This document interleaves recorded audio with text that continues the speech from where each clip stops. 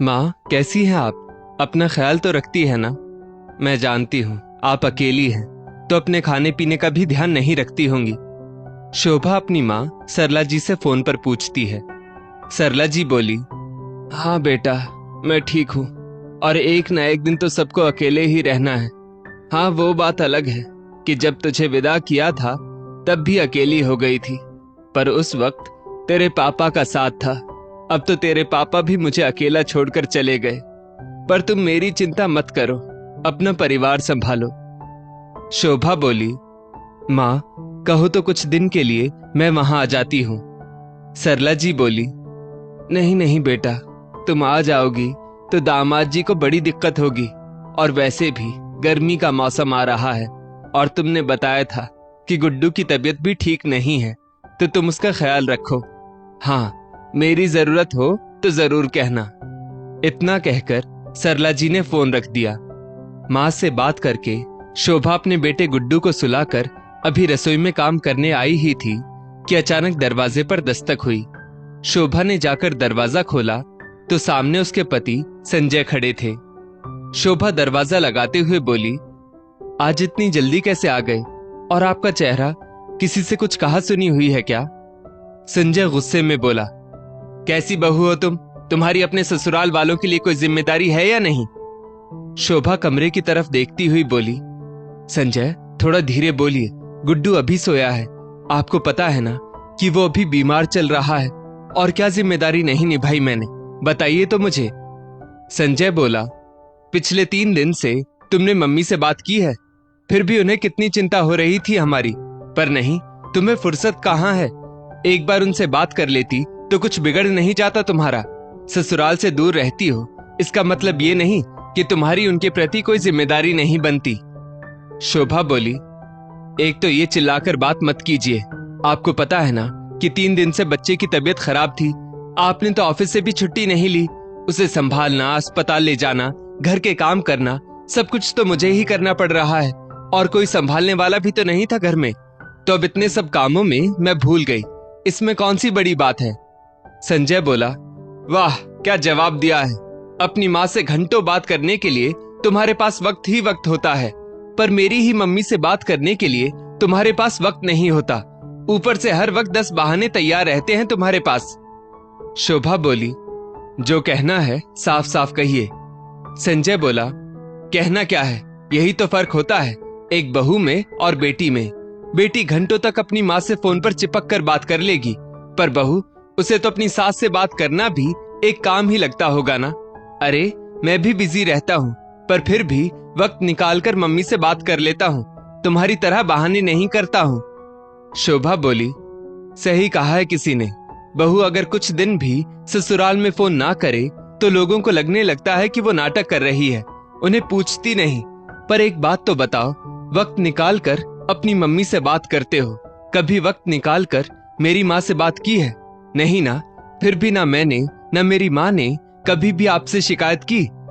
संजय एक पल को झेप गया तो शोभा बोली, बुरा मत मानिएगा, पर आपकी माँ तो पूरे परिवार के साथ रह रही है, तब भी आपको उनकी इतनी चिंता है। मेरी माँ तो अकेली है, आपने कभी उनकी फिक्र तो नहीं की। और जहां तक मुझे याद है, मेरी मम्मी से बात किए हुए आपको 4 महीने से ऊपर हो चुके हैं, पर इन 4 महीनों में आपको मेरी मम्मी से बात करने का वक्त नहीं मिला ना। संजय को एहसास हुआ कि सच में उसकी माँ तो उसके पिता, भाई, उसकी पत्नी सबके साथ रह रही है, पर उसकी सास सरला जी तो अकेली है। शोभा बोली, ये याद रखिए संजय, रिश्ते कभी एक तरफा नहीं निभाए जाते, बस यही तो फर्क है बेटे बहू में।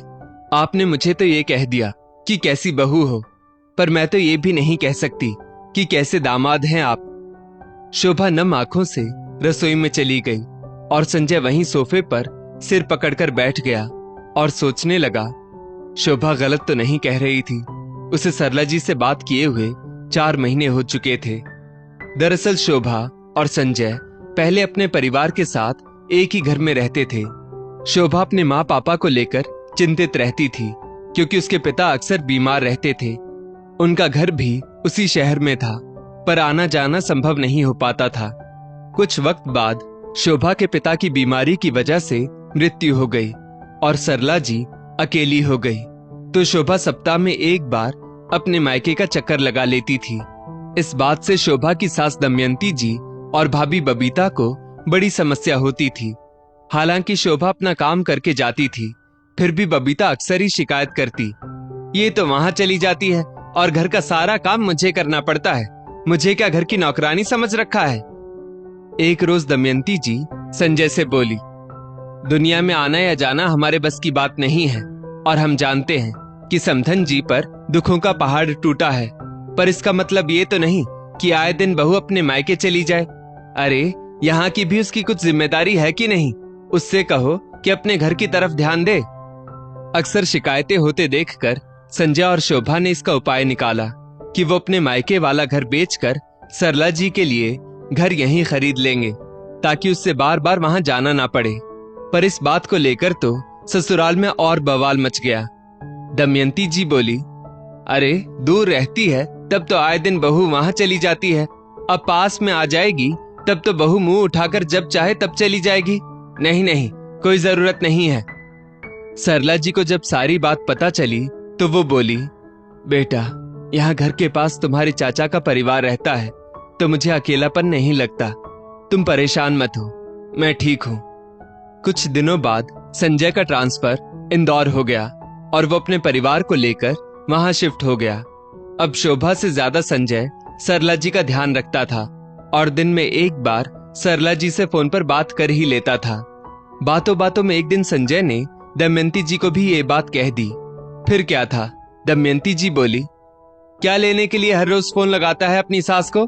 अरे दामाद हो, अपनी इज्जत अपने हाथ में रखो, ऐसे तो वो तुम्हें हल्के में लेने लगेंगी और माँ से ज्यादा तुम्हें अब अपनी सास की चिंता होने लगी है।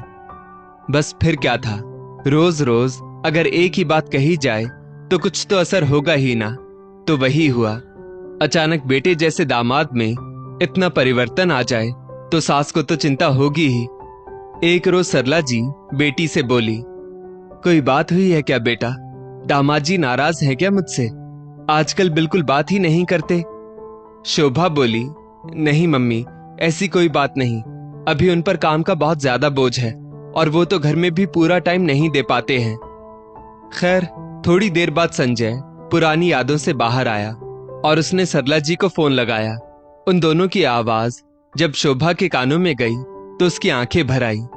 संजय ने शोभा के पास जाकर अपने बर्ताव के लिए माफी मांगी और बोला, वक्त मिले तो मम्मी से बात कर लेना, और हाँ, मम्मी जी से भी जरूर बात किया करो। हम तो सबके साथ रहते हैं पर वो बेचारी तो अकेली रहती है। मुझे अपनी गलती का एहसास है, मैं भी मम्मी को समझाऊंगा कि वो छोटी छोटी बातों के लिए तुम्हें परेशान ना किया करें। इतना कहकर संजय वहां से चला गया। शोभा खुश थी कि कम से कम उसके पति ने उसकी और उसकी मां की परेशानी तो समझी, क्योंकि रिश्ते तो दो तरफा निभाए जाते हैं, तो अंत भला तो सब भला। दोस्तों, इस स्टोरी को लेकर आपकी क्या राय है, नीचे कमेंट करके जरूर बताइएगा और ऐसी ही और भी बेहतरीन वीडियोस के लिए हमारा पेज जरूर फॉलो करें। धन्यवाद।